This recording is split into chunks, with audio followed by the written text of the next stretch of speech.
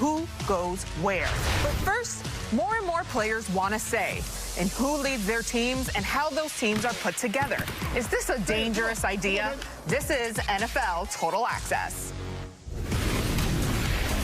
All right, time for Next Gen Stats, powered by AWS. And Patrick Mahomes was feeling the heat on Sunday night, pressured 17 times, which is the third most in a Super Bowl in the Next Gen Stats era. Mahomes' 17.0 passer rating under pressure was the second lowest of his career.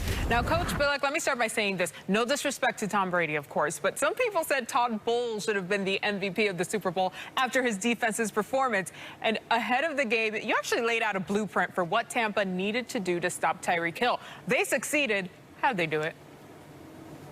Yeah, simple in terms of simple but not easy, but don't give up the big play, rally up on the intermediate, and keep Patrick Mahomes in the pocket. And they performed brilliantly, not just with the cover two everybody's talking about, but with some variations. When we look at the tape, you'll see some of the creative ways Todd Bowles gave different looks to Patrick Mahomes. Now, you can see Hill and Kelsey at the top, and they're going to get into what's called quarter halves. Four-man rush, two deep at the bottom, quarter coverage at the top. Look at the top. Eyes on Tyreek Hill. He's not going to get behind them.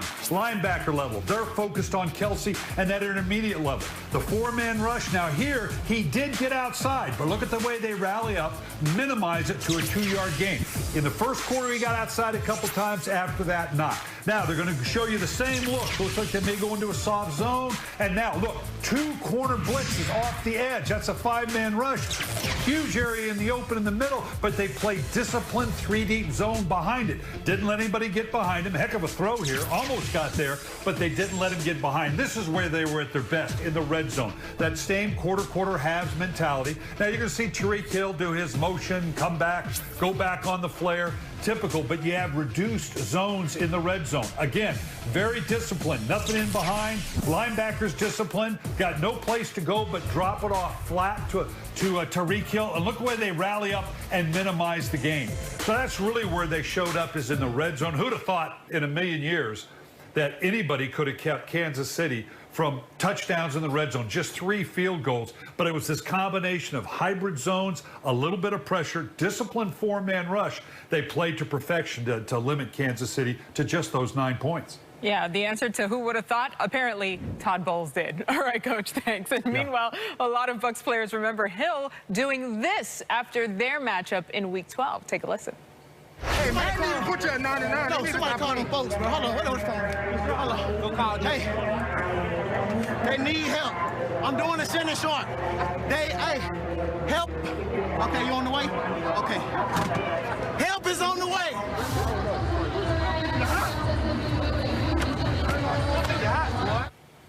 Doing the most. Hill Shannon Sharp impression was still on the mind of Devin White. White had a little fun for the NFL Films cameras at Hill's expense. Hey, you better call the National Guard. You better call the. You better call the war. I don't see no one touchdown. We just kick they need some help. We don't even keep score. We just run up and leave. We got to keep going. Hello? You on the way?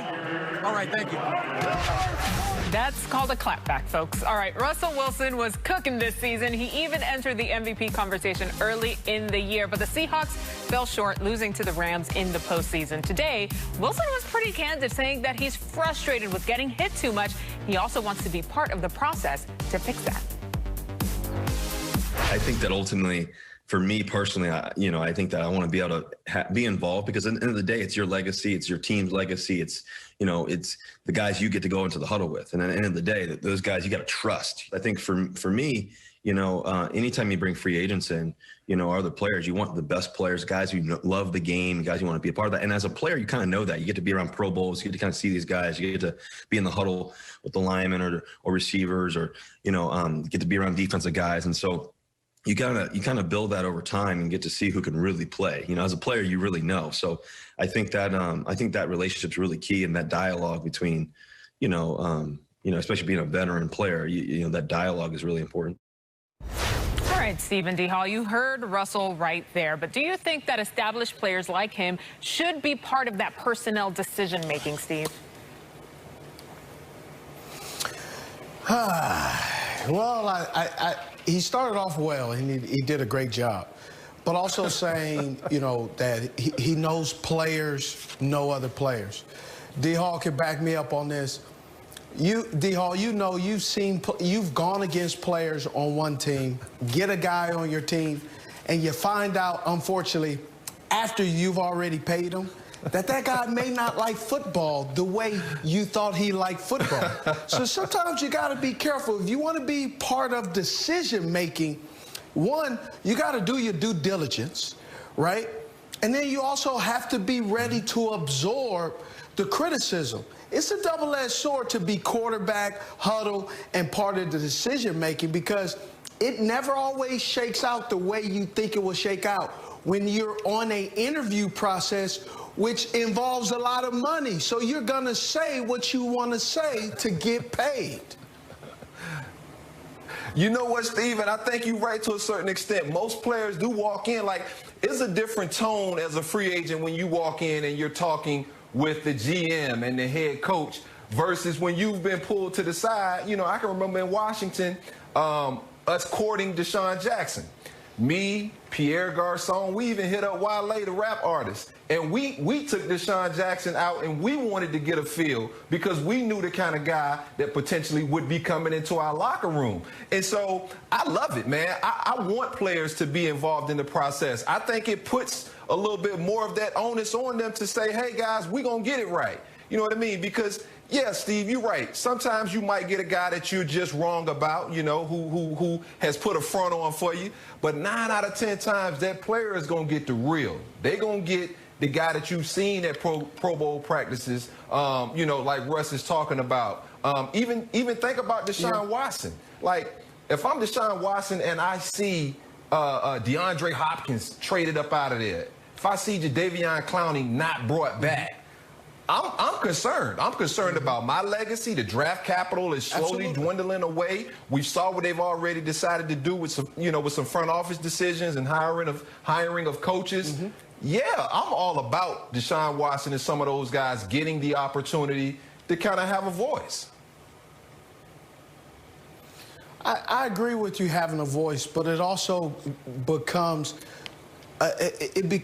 you're treading in water that you may not necessarily be comfortable in, because when you're sitting in a boardroom, you also have, I got an opportunity when we brought in, I was in Carolina, we brought in some free agents, and I got an opportunity I was asked on some opinions about some guys. And so I gave my opinion, and it was like, hey, if we bring this guy in, we're going to lose this guy. Well, we made the decision, we brought him in, and I was like, it didn't work the way we thought. And so after that, I was like, you know what? I can't pick them all. I don't want that responsibility, because I already have to deal with coaches that are maybe calling a bad game plan. Steve, I understand that, but let me take it here for 1 second. Would you rather have your voice included in that conversation? And yes, you were wrong. You were wrong that one time, but would you want your voice included in that conversation, or never to have even been brought into that room, and regardless, it was a bad decision? You know what I mean? I think you would want your voice included. A great player like yourself, not just anybody. So, okay, so do you want me to lie to you or tell you the truth? Tell me the truth, please.